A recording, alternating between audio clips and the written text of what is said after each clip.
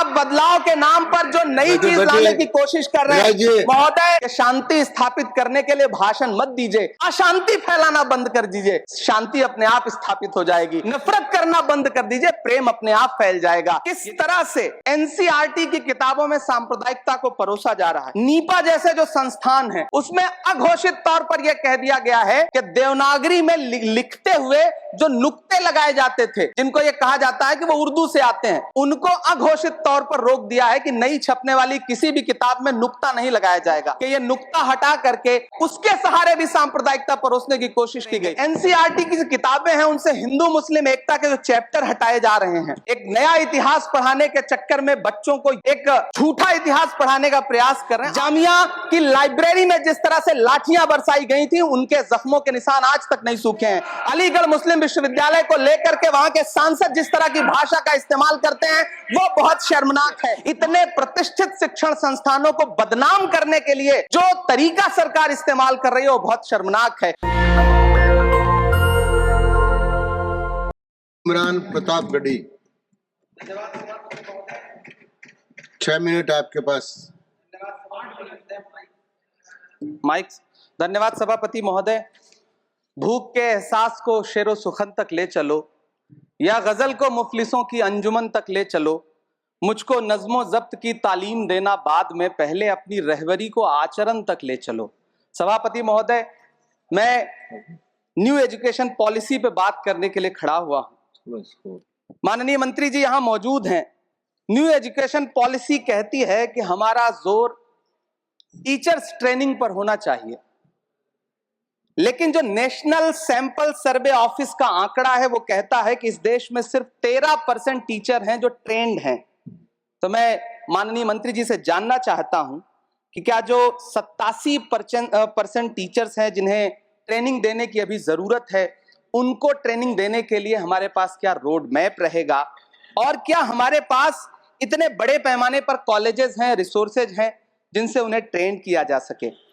हमारी new education policy कहती है कि टेक्नोलॉजी पे जोर दिया जाए, और टेक्नोलॉजी के सहारे पढ़ाई को हमने कोविड के दौरान देखा भी है कि किस तरह से बच्चों को टेक्नोलॉजी के सहारे पढ़ाया गया। लेकिन मैं माननीय मंत्री जी से पूछना चाहता हूं कि जब इस देश में 80 करोड़ लोग 5 किलो राशन पे गुजारा कर रहे हों, तो क्या उन परिवारों तक इंटरनेट, कंप्यूटर, लैपटॉप जैसी सुविधाएं पहुंचाने के लिए कोई रोड मैप है ताकि उनके बच्चों को शिक्षित किया जा सके। मैं एक बहुत महत्वपूर्ण बात और सभापति महोदय यहां कहना चाहता हूं कि माइनॉरिटी कम्युनिटी से जुड़ा हुआ जो मदरसा एजुकेशन का पैटर्न है, उस पे बहुत गंभीरता से माननीय मंत्री जी से पूछना चाहता हूं कि जो न्यू एजुकेशन पॉलिसी है, कुछ मदरसे ऐसे हैं जिनको सरकार रिकॉग्नाइज करती है, लेकिन कुछ बड़े शिक्षण संस्थान हैं, नदवा और देवबंद जैसे, क्या न्यू एजुकेशन पॉलिसी के कॉन्टेस्ट में आपने इन बड़े संस्थानों से डायलॉग करने का कोई मानक या कोई बातचीत शुरू करने का प्लान बनाया है या नहीं, ये मैं पूछना चाहता हूं। और एक बहुत महत्वपूर्ण बात मंत्री जी से मैं पूछना चाहता हूं कि बहुत सारे माइनॉरिटी इंस्टीट्यूट थे जहां पर स्कॉलरशिप का प्रावधान था, लेकिन आपने मौलाना आजाद नेशनल फेलोशिप को एक झटके में बंद कर दिया।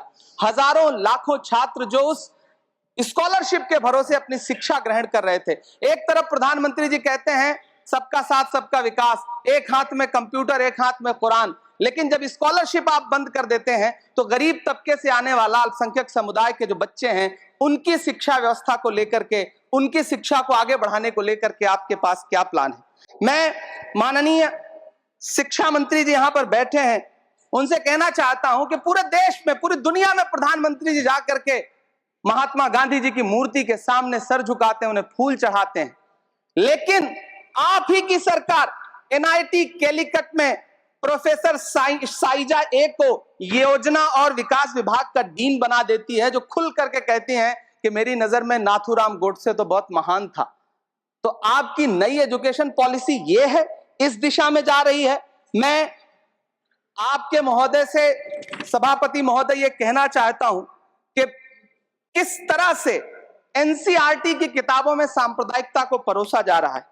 माननीय मंत्री जी, क्या आपके संज्ञान में है कि केंद्रीय हिंदी संस्थान और नीपा जैसे जो संस्थान हैं उसमें अघोषित तौर पर यह कह दिया गया है कि देवनागरी में लिखते हुए जो नुक्ते लगाए जाते थे, जिनको यह कहा जाता है कि वो उर्दू से आते हैं, उनको अघोषित तौर पर रोक दिया है कि नई छपने वाली किसी भी किताब में नुक्ता नहीं लगाया जाएगा।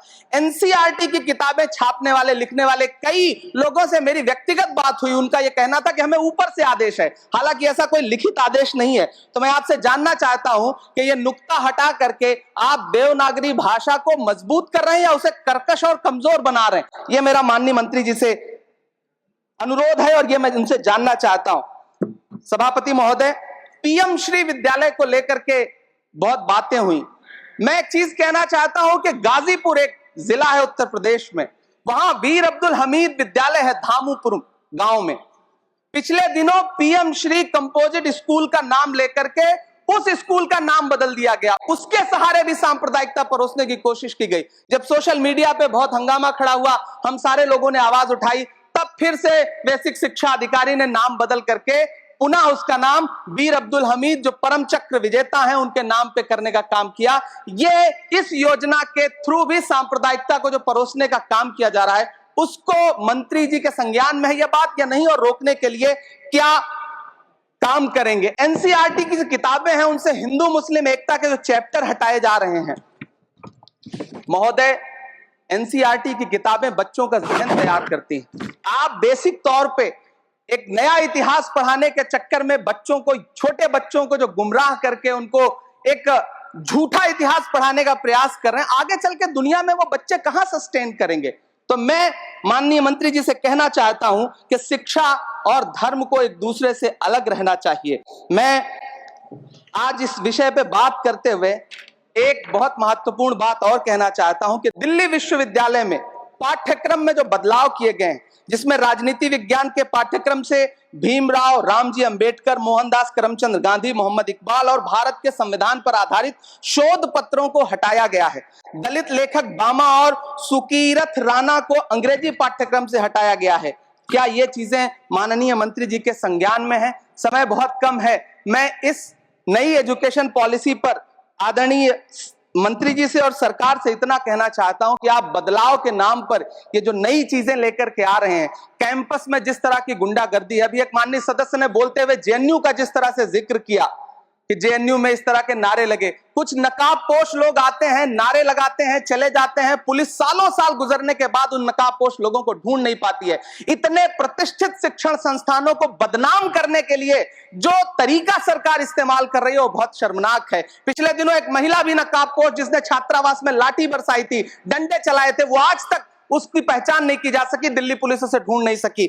जामिया की लाइब्रेरी में जिस तरह से लाठियां बरसाई गई थी, उनके जख्मों के निशान आज तक नहीं सूखे हैं। अलीगढ़ मुस्लिम विश्वविद्यालय को लेकर के वहां के सांसद जिस तरह की भाषा का इस्तेमाल करते हैं, वो बहुत शर्मनाक है। माननीय मंत्री जी और सरकार से मैं आपके माध्यम से पूछना चाहता हूं और ये कहना चाहता हूं, आप बदलाव के नाम पर जो नई चीज लाने की कोशिश कर रहे हैं, महोदय, नदियों को साफ मत करिए, उन्हें गंदा मत होने दीजिए, नदियां अपने आप साफ हो जाएंगी। सभापति महोदय, मैं तो कहना चाहता हूं कि जंगल मत उगाइए, बस पेड़ों को काटना बंद कर दीजिए, जंगल अपने आप उग जाएंगे। मैं तो सरकार से कहना चाहता हूं कि शांति स्थापित करने के लिए भाषण मत दीजिए, अशांति फैलाना बंद कर दीजिए, शांति अपने आप स्थापित हो जाएगी। मैं तो कहना चाहता हूं कि प्रेम फैलाने पर लंबे लंबे लेख मत लिखिए, बस नफरत करना बंद कर दीजिए, प्रेम अपने आप फैल जाएगा। ये जो नई एजुकेशन पॉलिसी है, इसमें जिस तरह से